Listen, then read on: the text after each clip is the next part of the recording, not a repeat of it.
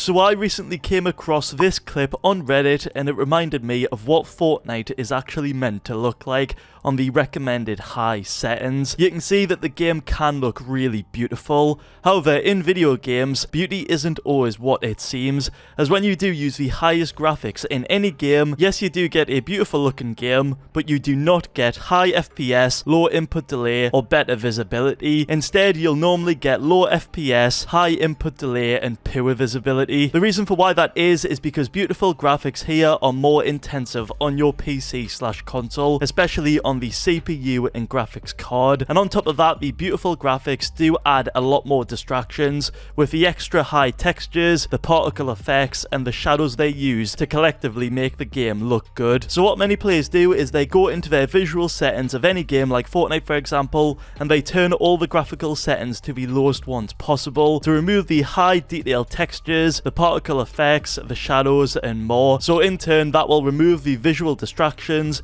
meaning they can track enemies a lot easier as they can see them better. It removes the high-end textures, so frame rate amount will improve, making your game run better. And overall, it'll just make your game perform at its best, as you will optimize the settings to go from a beautiful looking game to essentially a ugly looking game, but for a low-key, even more so beautiful reason. You're obviously optimizing your gameplay for the better by changing the settings to the lowest ones possible. But whatever you do, don't optimize it too far like this guy did on screen.